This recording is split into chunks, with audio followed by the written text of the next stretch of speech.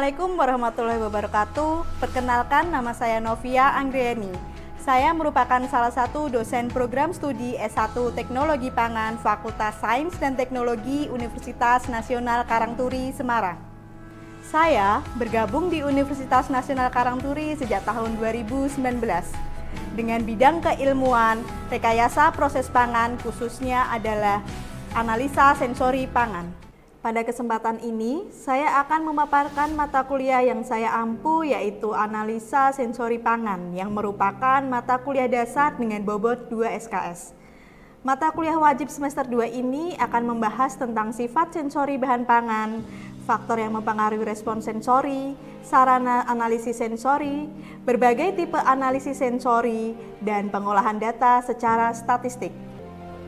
Pada perkuliahan ini, metode yang saya gunakan mengacu pada Delivery, Interaction, and Assessment, yaitu di mana delivery yang saya maksud adalah proses bagaimana saya menyampaikan materi perkuliahan dengan menarik sehingga dapat diterima oleh mahasiswa.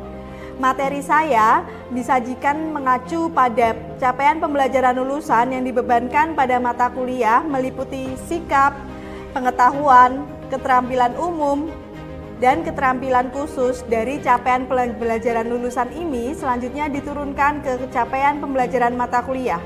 Dan yang terakhir diturunkan menjadi sub CPMK yang terbagi menjadi 16 kali pertemuan termasuk ujian tengah semester dan ujian akhir semester. Pada mata kuliah analisa sensori ini berbentuk sinkronus dan asinkronus.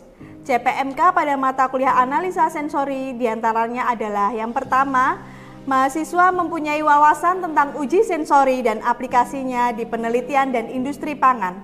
Kedua, mahasiswa mampu mengarahkan atau menjelaskan pada panelis dalam merasakan sensasi atribut-atribut dengan mengikuti mekanisme yang benar.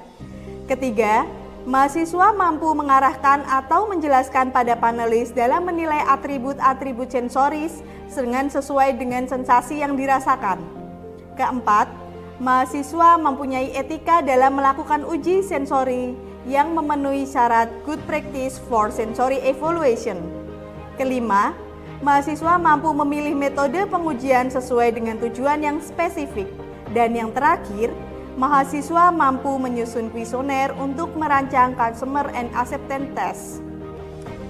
Selanjutnya, pokok bahasan pada mata kuliah analisa sensori pangan ini meliputi: pertama, pengantar analisa sensori pangan. Kedua, mekanisme penginderaan. Ketiga, atribut sensori. Keempat, etika dan good practice for sensory evaluation. Kelima, metode pengujian sensori. Dan yang terakhir adalah consumer test. Untuk menunjang perkuliahan tersebut, saya menggunakan berbagai literatur, antara lain sebagai rujukan utama saya gunakan adalah textbook dari Melgard et al. Yang berjudul Sensory Evaluation Technique. Selain itu, saya juga menggunakan bahan ajar yang sudah saya susun bersama tim dosen dan sudah ber-ISBN dan HKI dengan judul Pangan dan Gizi. Sebagai referensi penunjang dapat digunakan adalah artikel yang saya susun bersama tim dosen yang telah terbit pada jurnal Sinta 2 yang berjudul Penerimaan Konsumen dan Nilai Gizi Cendol Ikan Lele Clarias Batrakus dengan penambahan serbuk kopi. Dan yang terakhir, referensi penunjang lainnya adalah paten sederhana yang sedang saya ajukan dengan nomor registrasi S002-0221-2240 dengan judul Invensi Komposisi Food Bar Ketan Hitam yang difortifikasi dengan nanokalsium tulang ikan nila Oreochromis niloticus. Semua referensi yang telah saya sebutkan sangat berkaitan dengan materi analisa sensori pangan, sehingga dapat saya jadikan sebagai model delivery yang saya sampaikan dalam proses perkuliahan. Selanjutnya, kita masuk ke dalam tahap interaktif, yaitu bagaimana proses saya berinteraksi dengan mahasiswa guna mencapai capaian pembelajaran. Saya menggunakan metode Student Centered Learning sebagai metode pembelajaran yang bertujuan untuk meningkatkan soft skill mahasiswa. Dengan Student Centered Learning, mahasiswa akan bekerja dengan berbagai macam aktivitas dalam mempelajari pembelajaran, sehingga mahasiswa akan lebih terlatih dan tertanam untuk mempunyai tanggung jawab yang lebih besar dan terbiasa dengan proses pembelajaran pada mata kuliah analisa sensori pangan. Metode student learning yang saya terapkan dalam mata kuliah analisa sensori pangan antara lain yang pertama adalah small group discussion. Ini biasanya saya gunakan saat memberikan sebuah studi kasus. Lalu saya membagi dalam kelompok-kelompok kecil agar mahasiswa dapat berpikir kritis, saling bertukar pendapat, saling berbagi informasi dan pengalaman untuk memecahkan masalah. Yang kedua adalah discovery learning. Saya gunakan saat saya meminta mahasiswa untuk menemukan suatu kronologis permasalahan. Contohnya saja, misalnya saya meminta mahasiswa untuk menceritakan bagaimana kronologinya, tahapan pembuatan formulasi produk baru sehingga dapat diterima masyarakat. Selanjutnya mereka akan melakukan pengamatan sederhana, kemudian mencari ide, lalu menemukan hipotesis yang akan diuji, dan selanjutnya nanti saya akan memberikan video pembelajaran yang akan saya unggah di Sevima. Setelah itu, saya juga akan meminta mahasiswa untuk menganalisis dan merangkum makna dari studi kasus tersebut dengan video pembelajaran yang sudah saya sampaikan. Metode selanjutnya adalah metode role play. Metode ini saya gunakan saat saya memberikan tugas pada mahasiswa untuk bermain peran. Misal bermain peran simulasi semacam FGD studi kasus pada sebuah perusahaan yang telah melaunching produk pangan baru tetapi tidak dapat diterima masyarakat karena rasanya yang kurang pas di lidah masyarakat. Contohnya seperti itu, misalnya nanti ada mahasiswa yang berperan menjadi sales produk pangan tersebut, ada mahasiswa yang berperan menjadi R&D perusahaan, ada yang berperan menjadi masyarakat umum. Nah, tugas itu nanti dapat dikumpulkan dalam bentuk video, lalu dapat diunggah di Google Classroom serta metode-metode lain yaitu cooperative learning, program base selling, dan lain-lain. Adapun platform yang saya gunakan dalam berkomunikasi dengan mahasiswa yaitu e-learning sia.unkartur.ac.id. Ini digunakan untuk absensi dan unduh materi serta dapat melihat hasil penilaian dari tugas-tugas yang telah mahasiswa kumpulkan. Yang kedua, saya juga menggunakan Google Classroom untuk memberikan feedback atas proyek-proyek yang mereka kerjakan. Dan selanjutnya tahap akhir yaitu assessment aspek. Assessment ini merupakan suatu proses penilaian untuk mengukur kemampuan mahasiswa secara objektif. Indikator yang saya gunakan terdiri dari beberapa bagian. Yang pertama yaitu kehadiran 10%, tugas 10%, kuis 10%, keaktifan mahasiswa 10%, lalu UTS 30% dan UAS 30%. Hasil asesmen yang saya lakukan dengan harapan nantinya mahasiswa dapat mengetahui proses penilaian secara transparan dan objektif.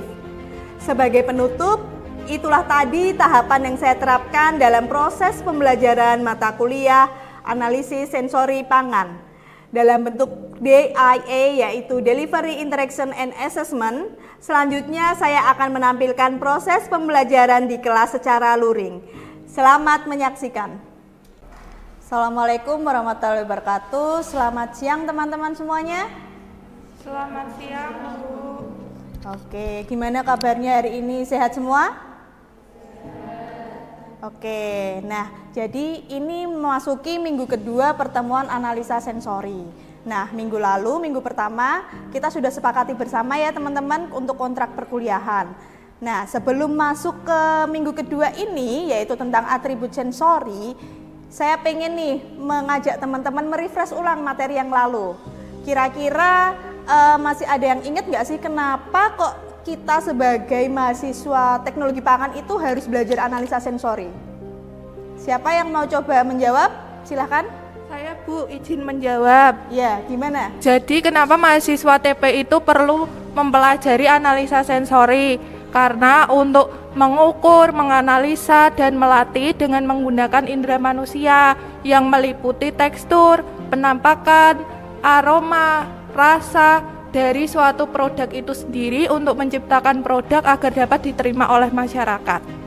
Oke, baik sekali ya. Jadi tadi kalau dari Griselda, Mbak Griselda ini mengungkapkan bahwa analisa sensori ini sangatlah penting karena mempengaruhi persepsi orang tentang rasa yang dipengaruhi oleh indera-indera yang kita punya. Mungkin ada pendapat yang lainnya? Saya, Bu, izin menjawab. Oke, silahkan Ica. Jadi analisa sensori ini juga dapat digunakan untuk menentukan formulasi terbaik dari suatu produk pangan sebelum dipasarkan ke masyarakat umum. Selain itu, analisa sensori ini juga dapat digunakan untuk menjamin mutu dari suatu produk pangan. Oke, tadi jawabannya Mbak Ica, kalau analisa sensori ini tuh bisa mempengaruhi mutu dari pangan dan kita juga bisa menentukan formulasi yang terbaik untuk suatu produk pangan yang baru. Oke, kita beri aplaus dulu buat Mbak Ica dan Mbak Griselda. Oke, nah kalau tadi kita sudah tahu analisa sensori itu tujuannya untuk apa, mengapa penting mempelajari itu. Nah, kira-kira analisa sensori itu ada nggak sih di kehidupan sehari-hari? Coba siapa yang ingin berpendapat? Saya Bu izin menjawab. Oke, silakan Mbak Rema. Salah satu contohnya mungkin apabila kita sedang pergi ke mall Bu, lalu kita melihat ada sales atau SPG yang sedang menawarkan sampel produk pangannya secara gratis ke masyarakat umum. Nah, hal ini bisa menjadi masyarakat umum ini bisa merasakan secara spontan rasa dari produk pangan tersebut, dan hal inilah yang bisa menjadikan penilaian dari analisis sensori secara sehari-hari. Oke, berarti teman-teman semua sudah paham ya sekarang mengapa kita harus belajar analisa sensori, lalu kebutuhan untuk perusahaan itu apa, ataupun kebutuhan untuk industri pangan. Dan teman-teman juga saat ini, selama ini juga sudah melihat contoh nyata praktek dari analisa sensori itu sendiri. Baik, kita langsung saja masuk ke materi selanjutnya, yaitu tentang atribut sensori. Nah, untuk tahapan atribut sensori ini meliputi atau melibatkan semua indera yang kita punya. Jadi di sini ada yang namanya proses fisik. Proses fisik itu adalah penerimaan rangsangan atau sensasi. Misalnya nih teman-teman, ada produk cake atau cupcake gitu ya, baunya terasa harum. Nah, kira-kira apa nih yang pertama kali muncul itu, indera apa yang ikut berkontribusi untuk mencium bau harum itu? Penciuman, ya betul. Jadi itu merupakan proses fisik. Selanjutnya ada yang namanya proses fisiologi. Ketika kita sudah mencium bau harum yang masuk ke hidung, selanjutnya tadi itu langsung mentransfernya ke otak. Jadi langsung ada di otak kita tuh, wah ini ada bau harum. Kira-kira apa ya ini produknya? Seperti itu ya teman-teman. Jadi proses bagaimana analisa sensori itu melibatkan semua indera dari yang kita punya. Nah, bagaimana jika rangsangan itu terlalu kecil? Misalnya nih ada roti brownies. Sebenarnya nih rasanya enak, cuman karena dari awal kan kalau kita ada produk itu kan pasti kita cium dulu nih. Cuman rasanya itu tidak begitu menyengat. Nah, apabila itu sensornya atau rangsangannya tidak begitu banyak atau kecil, maka tidak pasti yang ada di pikiran kita itu tidak sesuai dengan ekspektasi. Jadi kita berpikiran bahwa oh brownies ini belum tentu enak karena baunya nggak harum. Kayak gitu ya teman-teman. Oke, selanjutnya di sini ada yang namanya 6 tahap yang terjadi selama kita menganalisa sensori atau selama kita bahasanya mencicipi makanan lah. Yang pertama yaitu menerima bahan, seperti tadi brownies. Kita sudah menerima brownies yang ada di tangan kita, lalu kita mencoba untuk mengenali bahannya. Kira-kira pasti kan dipegang tuh, wah kira-kira brownies ini terbuat dari tepung apa ya, kira-kira ada telurnya enggak ya, apa ada menteganya enggak ya, kira-kira manis enggak, ada bau kopinya tidak. Nah itu adalah proses mengenali bahan. Lalu mengadakan klasifikasi sifat. Misalnya tadi nih ada kopi, kira-kira kalau ada kopi rasanya gimana, manis, asin atau pahit? Pahit ya. Jadi ini adalah proses klasifikasi sifat bahan. Lalu mengingat-ingat lagi kira-kira, oh ini kalau rasa pahit bener nggak sih kalau rasa pahit itu identik dengan kopi? Apakah rasa pahit ini identik dengan gula ataupun garam? Seperti itu ya teman-teman contohnya. Lalu menguraikan atribut sensori bahan tadi. Jadi kita sudah tahu nih, oh brownies ini terbuat dari tepung terigu, gula pasir, kopi. Nah, kita mulai menyelaraskan nih, kira-kira kalau bahan-bahannya ini dicicipin rasanya jadi enak atau enggak, seperti itu. Nah, ini dari semua yang tadi kita pelajari bersama itu ada atribut-atribut sensori. Atribut sensori seperti tadi, bau, tadi tercium baunya, lalu ada warna, oh warna browniesnya terlalu gelap, apakah ini browniesnya terlalu matang atau gosong, kayak gitu ya. Lalu ada juga teksturnya, apakah browniesnya itu terlalu empuk ataupun terlalu keras, seperti itu. Nah itu tadi adalah tahapan-tahapan bagaimana atribut-atribut sensori itu ada. Nah ini ya, jadi atribut sensori kan kalau manusia kayak kita misalnya buka minyak kayu putih, itu pasti yang pertama dilakukan kan mencium ya. Nah itu makanya indera penciuman dan perasa ini tuh yang paling sering digunakan di awal proses analisa sensori. Nah kira-kira kalau melihat gambar ini berhubungan dengan analisa sensori, teman-teman kira-kira akan berpikiran apa? Siapa mungkin yang mau mengemukakan pendapat? Saya izin menjawab. Untuk keripik sendiri itu mungkin dari teksturnya bisa dilihat dari tingkat kerenyahannya. Mungkin dengan cara dipotek atau dirasakan dengan mulut, jadi teksturnya agak keras atau agak rapuh. Jadi terlihat keripik itu fresh atau sudah lama. Untuk dari keripik itu sendiri, kalau untuk dari yogurt mungkin dari tingkat keasamannya, rasa, dan mungkin tingkat fermentasinya. Kalau untuk minuman itu sendiri mungkin dari warna, aroma, dan teksturnya. Misal minuman jelly atau minuman biasa seperti air mineral. Mungkin itu Bu yang dapat saya sampaikan.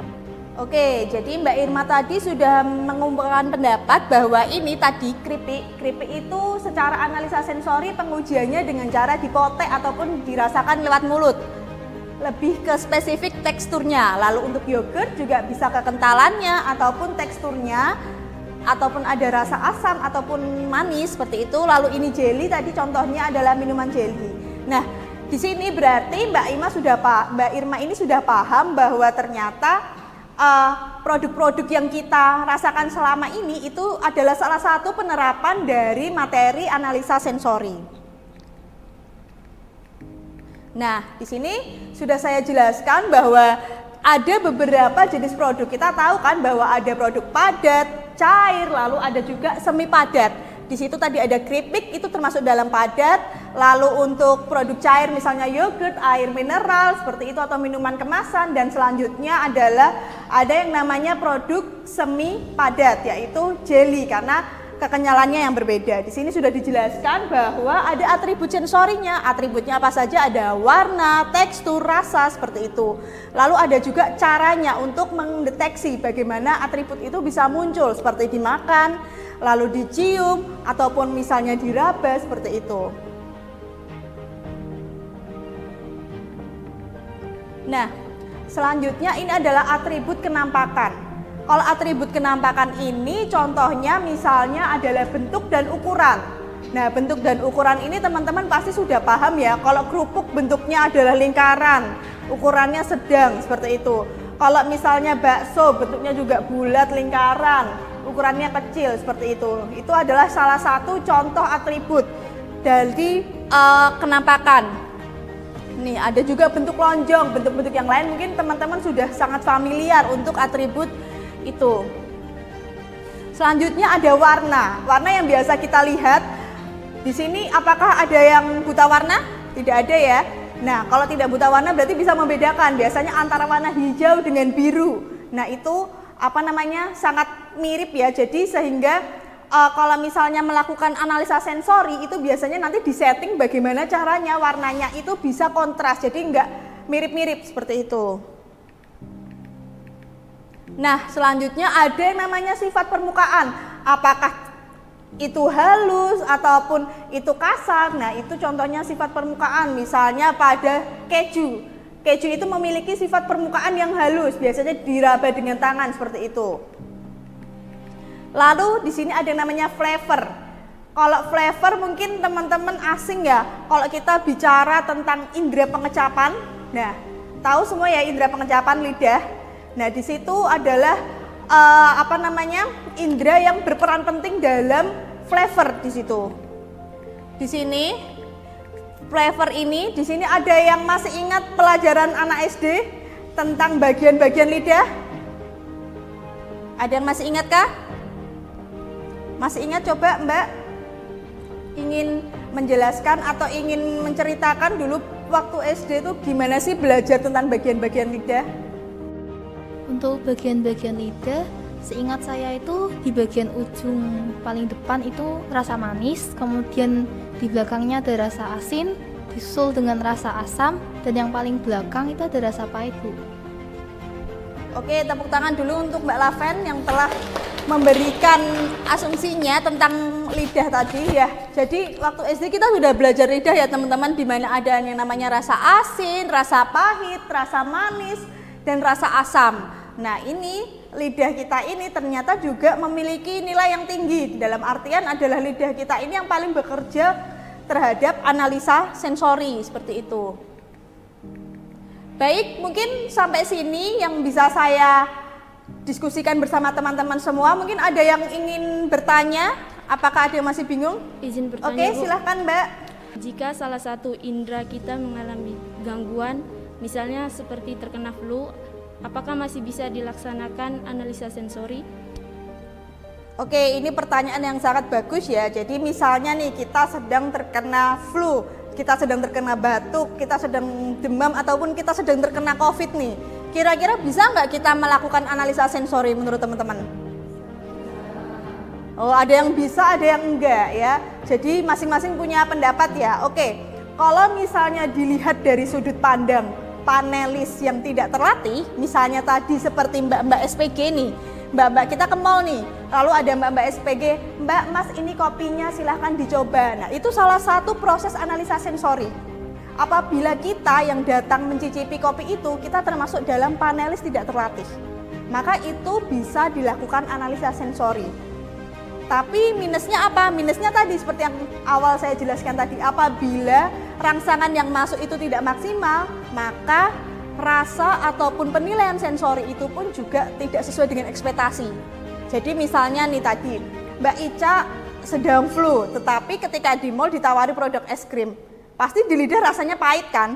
Pasti rasanya nggak enak dan nggak nyaman itu. Tetapi masih bisa dilakukan analisa sensori apabila itu dilakukan oleh masyarakat umum ataupun panelis yang tidak terlatih.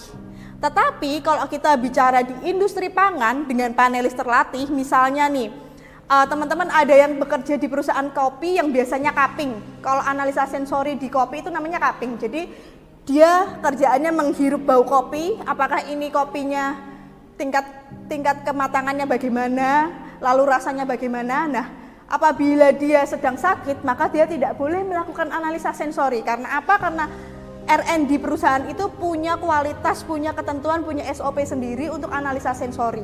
Seperti itu.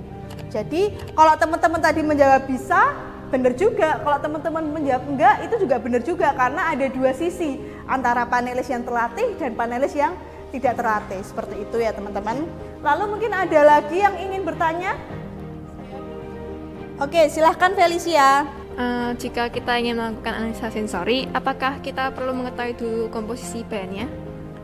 Oke, terima kasih Felicia. Ini juga pertanyaan yang menarik ya, Bu. Misalnya nih, saya ke mall tadi, lalu disodori oleh mbak-mbak SPG sebuah es krim. Apakah kita harus tahu dulu nih, Mbak ini es krimnya terbuat dari apa?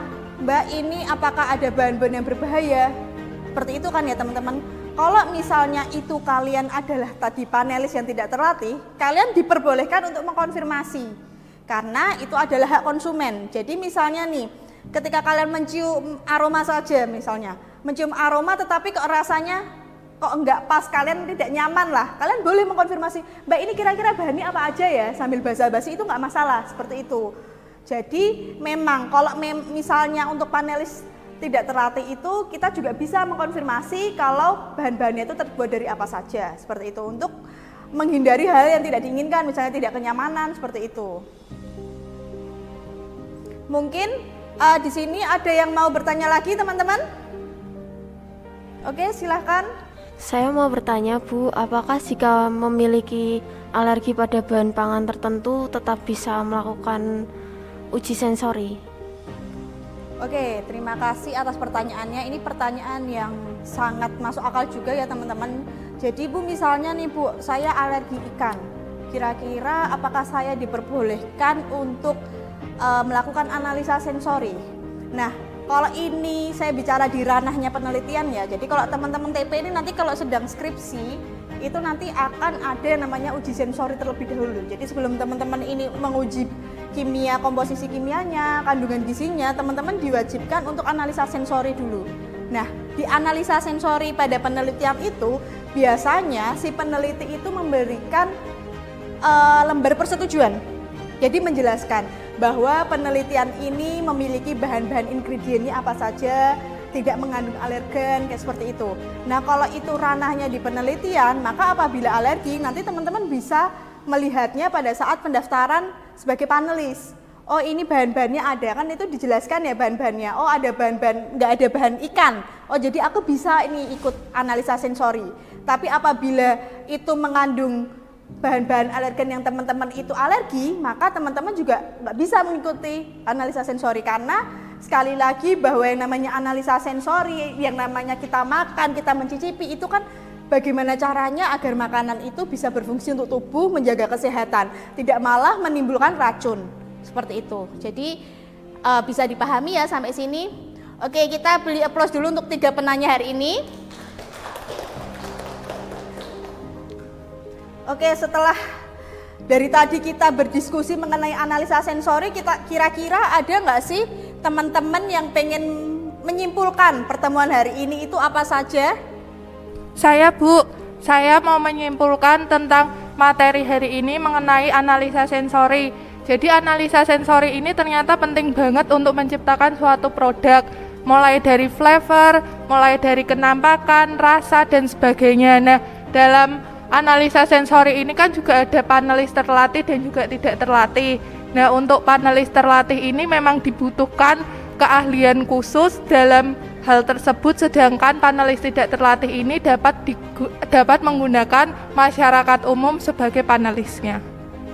Oke, terima kasih Griselda. Berarti Mbak Griselda ini sudah bisa menyimpulkan materi hari ini itu tentang bagaimana pentingnya analisa sensori, atribut apa saja yang bisa kita lihat, lalu bagaimana seorang panelis itu bekerja antara panelis terlatih dan tidak terlatih, seperti itu. Oke, tepuk tangan untuk kita semua. Baik, untuk pertemuan minggu depan, ini akan saya berikan tugas. Jadi hari ini ada tugas yang nantinya akan kita diskusikan di minggu depan. Untuk tugasnya sudah saya upload di @link teman-teman masing-masing. Jadi teman-teman bisa mengakses @linknya masing-masing. Di situ ada sebuah studi kasus.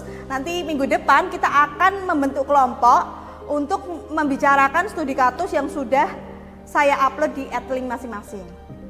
Oke, terima kasih banyak teman-teman atas atensinya, atas perhatiannya, dan atas semua kerjasamanya untuk hari ini. Semoga kita diberikan kesehatan selalu, diberikan semangat untuk terus belajar, dan mohon maaf apabila penjelasan saya masih ada yang kurang ataupun saya ada salah-salah kata, saya mohon maaf. Terima kasih. Wabillahi taufiq wal hidayah. Wassalamualaikum warahmatullahi wabarakatuh. Selamat siang.